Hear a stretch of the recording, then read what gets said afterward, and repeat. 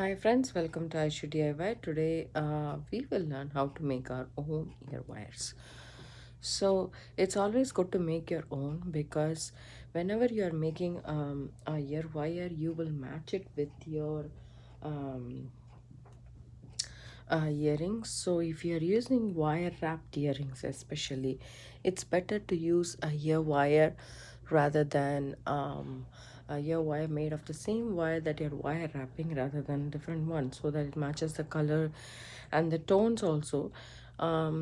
Especially gold and everything, some are bright, some are light, so there's a different tone altogether. So we will learn how to make our own ear wires, which is simple. So let's see. Here I have some artistic wire. It's not actually artistic wire, it's just bead landing wire. It's from Michaels.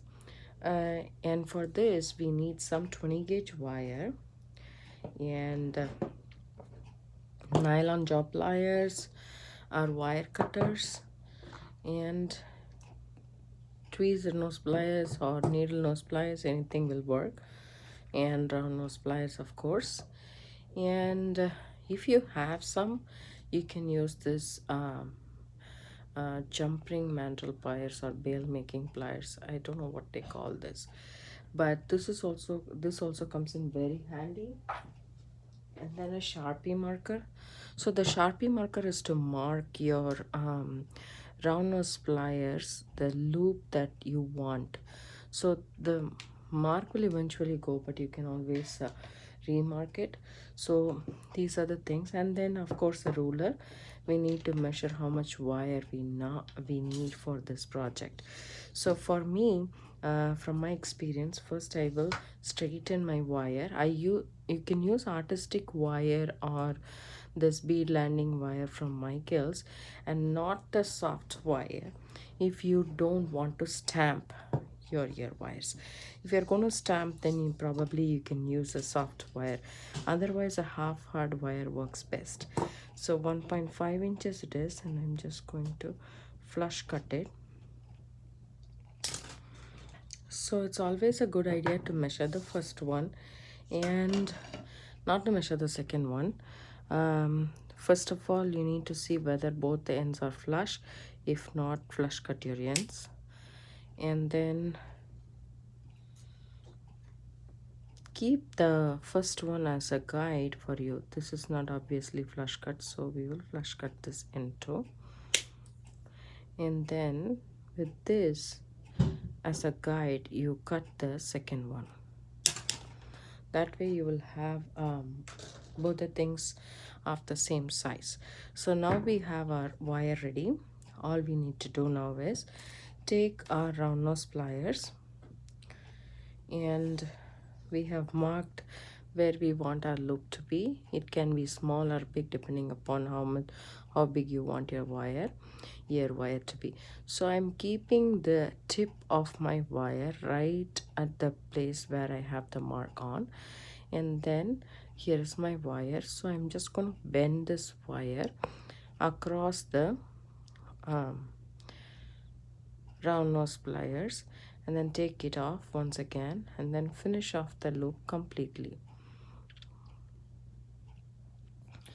I want this to completely come and touch. Let it be a P, and we want the P. So normally we'll straighten our loop. We are not going to do that.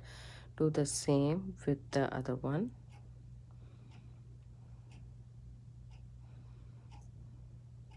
You can reposition your pliers and then come in and close it all the way. So we have our P done. So now you can either use your bail making pliers, but I will do with the simple round nose pliers because not everyone will have the bail making pliers. Now I want you to put the P right in between your round nose pliers like this. So the P is like this, and then I'm just going to come around and then meet the other end of the P, and there we go, our ear wire is done. We have to do the same for this one.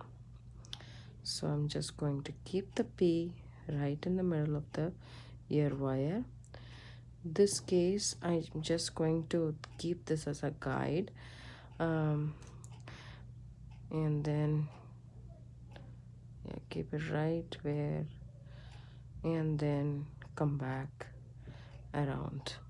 There we go. Our ear wires are done. So now we need to do is take your flat nose pliers or needle nose pliers and just twist the end like this, so to give a professional look. So there we go. Sometimes this wire might be really harsh. You can use your nail filer to file it, or you can use a cup burr. A cup burr is something that that's available in the jewelry shop that you can buy, and then you can file this like that. This is a cup burr, so you can buy it at any craft store. So if your loop is little wonked up, straighten those up. If you want to just twist this, put this wire into the small kind of indentation of the copper, and then just twist the copper a little bit. That will make the end smooth. That's all. Your ear wire is ready almost. So if you want, this is pretty sturdy because it's half hard wire and it's not going to bend that easily. So if you don't have a half hard wire and you have a soft wire, then you need to use your bench block and hammer to hammer this so that it becomes very sturdy and strong. So you can also use, if you just don't want to um, uh, do that, then your wires are done. So the next tutorial we'll see how to make it with a little bit softer wire and use the bench block. Thank you so much for watching. Have a good day.